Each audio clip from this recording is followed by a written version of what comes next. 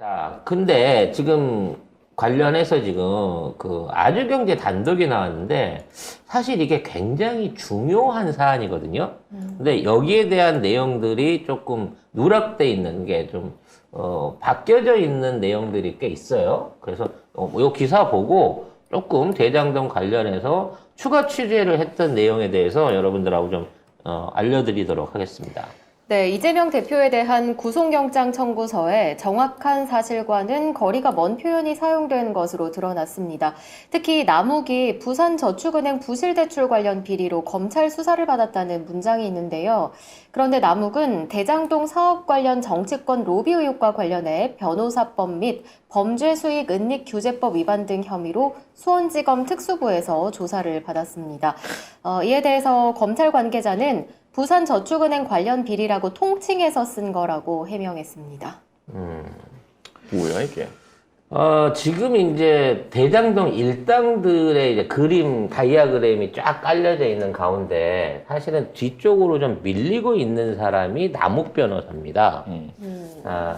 그래서 앞쪽에 좀 드러낸 김만배 한 사람이 나타나 있지만 사실은 남욱이 중요한 발언을 굉장히 많이 했던 사람이에요. 전언을 많이 했죠. 예, 특히 JTBC 인터뷰 통해가지고, 우리 들어가서 얘기를 해봤는데, 뭐, CR도 안 막혔다. 뭐, 이런 내용들을 대선 전에 얘기했던 사람이거든.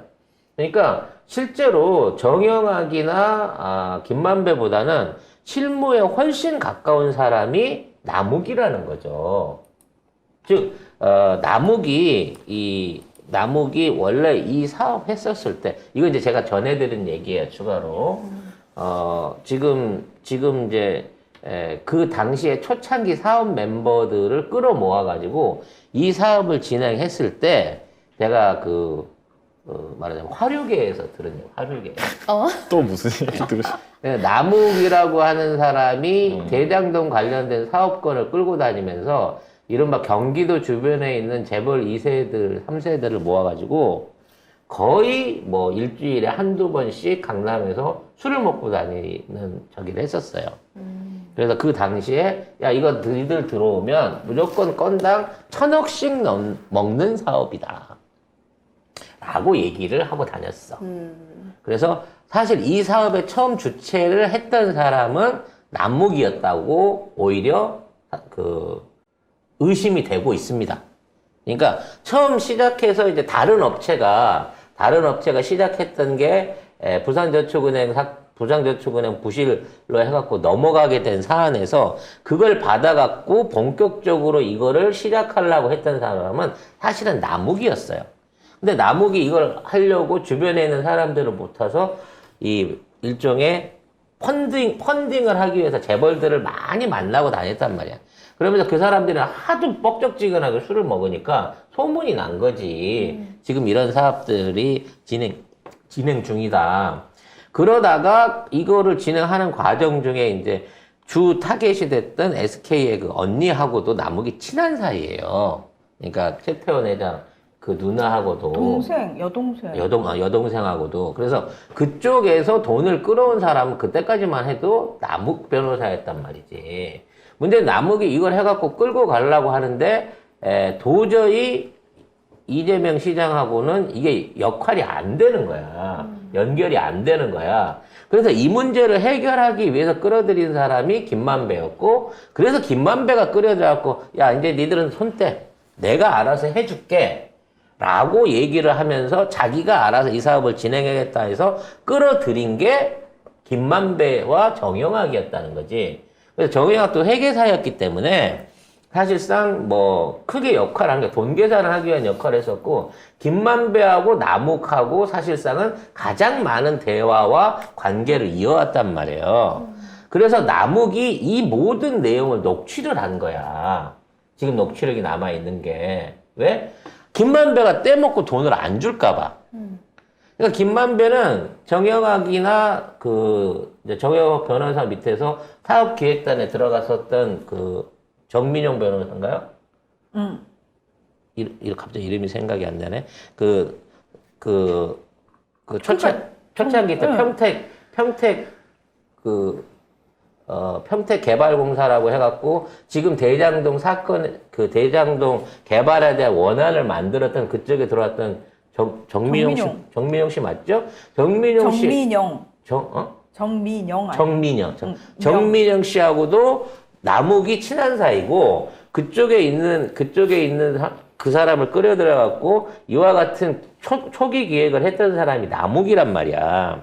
그래서 사실 이 루트에 대해서 가장 잘 알고 있는 사람은 김만배나 다른 사람이 아니고 남욱이 말을 들어봐야 된다는 거지. 근데 지금 남욱이 입을 열기 시작했다는 게 이게 중요하다는 거예요. 그러니까 이분은 옛날에도 나불거렸어요. 중요한 그러니까. 거는 진실을 얘기하는지가 중요한 거지. 그래서 지금 있는 입장에서 남욱이 얘기하고 있는 거는 아무리 털어도 이재명을 털어서는 안 나온다는 거야. 기본적으로.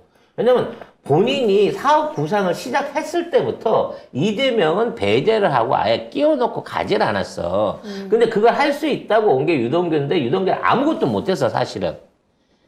그리고 그게 관련돼서 일을 한 거는 정민용 변호사가 그 안에서 사업단에 들어가면서 이 대장동 개발의 기본적인 틀을 댔는데 결국 이 일을 설득하기 위해서 국회의원들부터 도의원이나 각종 사람들을 끌어들여갖고 이 모든 것들을 장악하고 진행했던 건 김만배지만 결국 김만배도 외부에서 굴러 들어온 영입자였단 말이야. 그래서 이 사업을 주도했던 남욱은 그거를 절대 뺏기지 않기 위해서 원래 약속했던 지분, 투자자들 지분, 왜냐면 이 들어왔던 돈들 중에 아까도 얘기했지만 돈 있는 애들, 지 친구들 주변에 잘 나가는 애들 돈들이 다 들어왔기 때문에 거기서 배분을 정상적으로 돌려받기 위해서 그 모든 것들을 녹취를 해놨던 거라서 지금 이 녹취력이 지금 살아있는 거예요. 안 그러면 5년 가까운 기간을 모든 대화와 모든 내용들은 왜 녹취를 했겠어? 못 믿으니까 한 거라는 거거든. 녹취는 정영학이잖아요. 근데 그게 정영하게 한 게 아니라 실질적으로는 남욱이 한 거라고, 남욱이.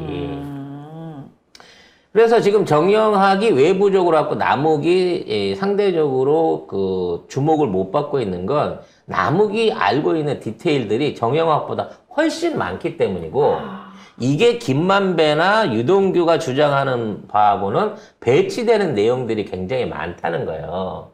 그러니까 앞으로 재판에 있어서 김만배 이제 다시 구속이 됐고 유동규는 지금 나와가지고 유튜브 나와가지고 신나게 거짓말들을 지금 지어서 하고 있어요. 이게 검찰이 시키는 거겠지만 이 부분에 대해서 앞으로 키를 주고 있는 핵심 증인은 사실상 남욱이라고 봐야 된다는 거지. 아우, 유동규도 쳐넣어버려야지 아주 그냥. 그래서 이 얘기를 보면 2014년 12월경 이후 남욱이 대장동 그 사업 초기 자금 조달 과정에 이 대출 관련된 비리를 수사받게 됨으로써 사업의 주도권을 확보했다 이 얘기야. 그러니까 이 당시에 부정대출 사건에 연루돼 있는 걸 받는 과정에 이게 굉장히 돈이 되는 알짜 사업이구나 라는 걸 처음 알았던 사람은 남욱이었다는 거지. 그래서 앞으로 김만배보다는 남욱에 대한 증언들이 엄청 많을 것이다 라고 이 생각이 됩니다. 그래서 이 사람이 그 당시에 대장동 개발 산업에 있어서 이제 처음에 주 개발 사업을 하던 주체는 따로 있었다는 거 아시죠? 그 파이브스타인가? 죄송합니다. 제가 대본 없이 얘기를 하다니까 이름이 생각이 잘 안 되는데. 우리도 헷갈려요. 그때 1차적으로 이 사업을 민간 주도로 하려고 했던 사람이 있어요. 그때는 이재명 시장이 아니었을 때지. 그래서 그 당시 사업을 진행하던 애들이 부산저축은행에서 불법 대출을 받아가지고 그것도 지 담보도 아니고 거기에 개발 예정지에 있는 사람들의 토지 사용 허가권만 가지고 대출을 받아가지고 이 사업을 진행하다가 결과적으로 이제 LH 공공개발 한다고 하면서 묶인 거고 그러다가 이자를 못 내갖고 망한 거고 그걸 갖다가 조사를 받던 중에 2대 주주였던 남욱이 이 사업을 알게 된 거야. 그래서 1대 주주는 망했고 2대 주주는 내 돈 못 찾고 있는 상황에서 나도 돈 보고 손해봤는데요? 라고 하고 빠져나오는 과정 중에 보니까 야, 요 사업이 앞에 놈이 그냥 죽었는데 저 토지 사업권을 그냥 갖고 오게 되면 그냥 손 안 대고 코 푸는 사업인데 라고 하면서 이걸 다시 일으켜볼 기획을 한 거는 남욱이었다는 거야. 김만배가 아니고. 근데 남욱이 지 주변 사람 끌어모아갖고 이거 확대해서 해보려고 하다가 안 되니까 김만배를 불러들인 거고. 이강길이라는데요? 이강길? 아, 그래. 이강길이 했었던 파이브스타인가, 왜 갑자기 뭔 별 들어가는 이름이면. 아무튼, 그 당시에 그 회사가 1차적으로 대장동을 민영 개발하기 위해서 그 당시에 시도를 하고 있었단 말이지. C7? 아, 맞아. C7. C7. 파이브가 아니고 세븐이었네요. 죄송합니다. 별은, C7. 별은 어디서 나온 거야? C7이라고 하는 데서 그 사업을 진행하다가 이게 부산저축은행으로 넘어간 거란 말이야. 그래서 이 부산저축은행을 해결하기 위해서 박영수가 투입이 됐고, 그러던 과정 중에 이게 돈이 되는 사업이라는 걸 알고 남욱이 이걸 진행하려고 했던 거고, 따라서 김만배가 거기 와서 연결된 거죠.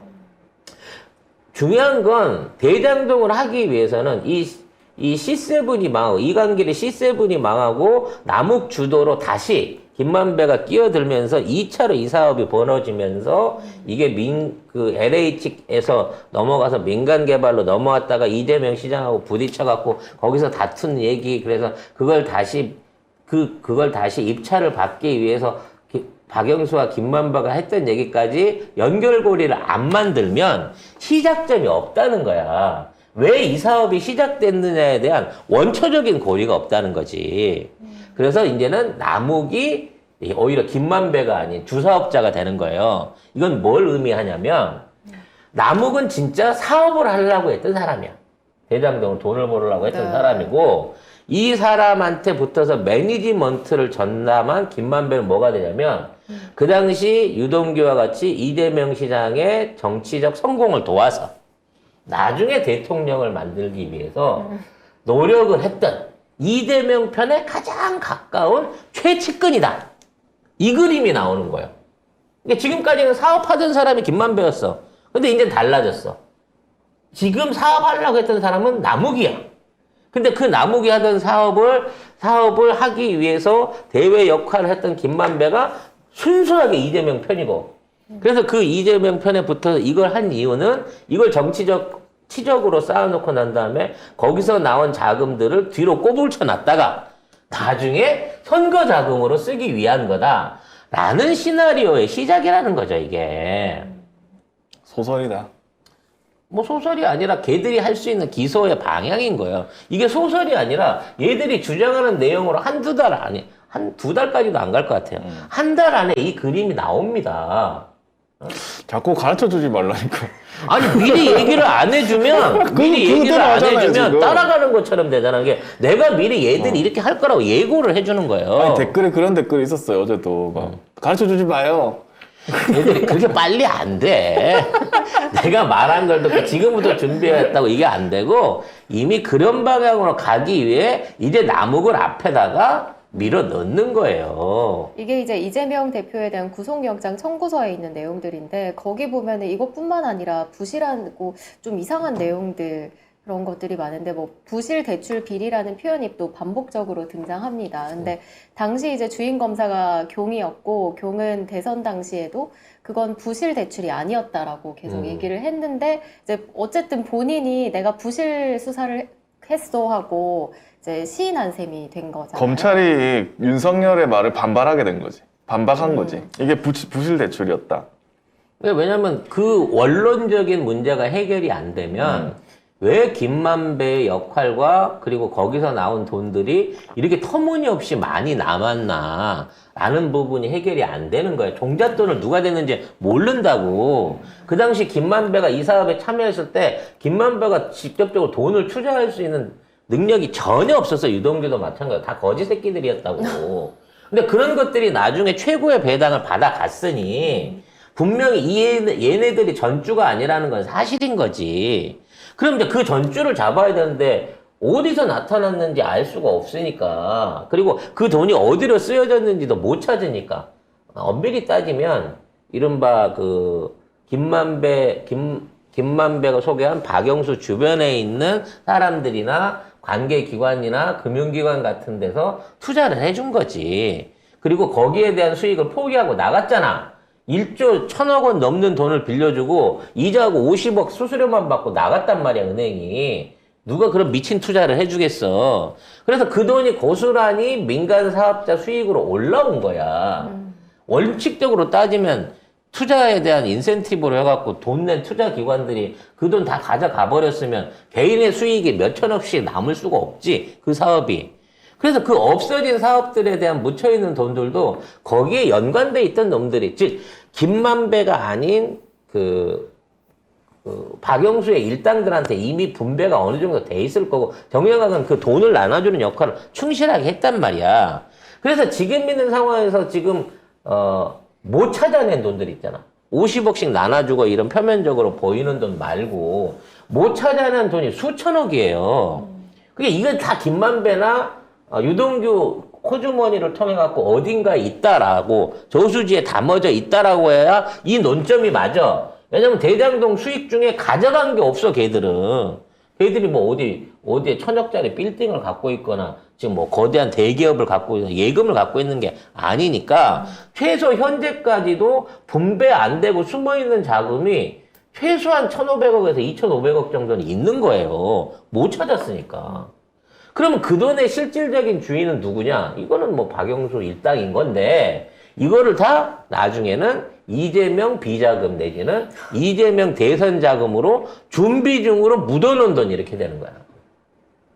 그럼 나중에 어떤 사람 돈이 나와서 박영수 마누라 통장에서 돈이 나왔어. 이거 이재명 나중에 그렇지. 줄 건데. 자금이에요. 이재명 대선 자금이라고 해서 맡겨놔갖고 통장 활용당한 거예요. 저는 제 계좌에 이런 돈이 들어와 있는지도 몰랐어요. 이렇게 되는 거야. 네. 이 작가 왜 이렇게 빚을 많이 졌어? 그거 다 이재명 대선 자금 대주려고 빚진 거예요. 그런 거지. 수십 년 전부터? 그러니까 그렇다니까요. 박영수가 하는 타입이 그거거든. 국정농단 할 때 삼성은 다 때려잡아, 삼성이나 관련된 기업들, CJ들 다 때려잡아서 실형치면서 SK는 스포츠 재단에 90억을 대줬다가 돌려받았대.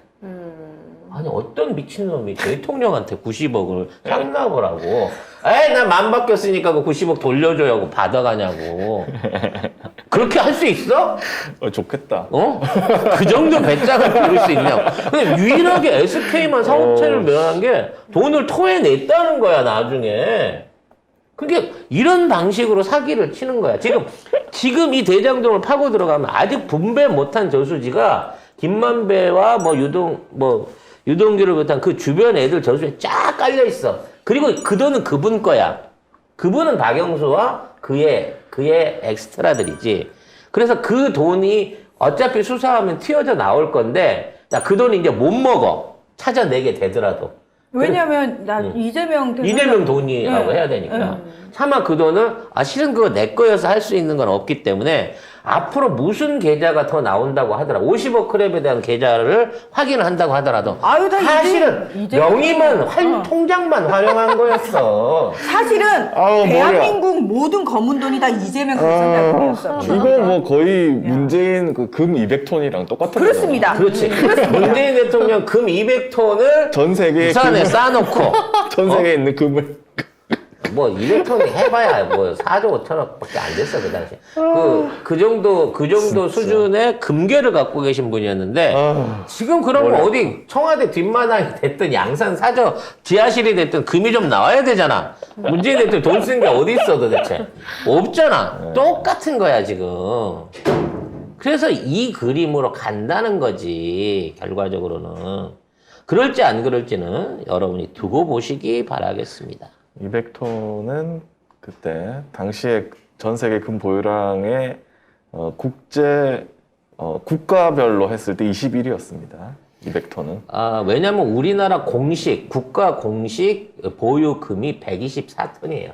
당시에는 32위로 한국이 104톤이었는데 그때 20톤 팔았다, 참. 박근혜 때 20톤 팔았다. 그때 문재인 대표가 200톤이었다.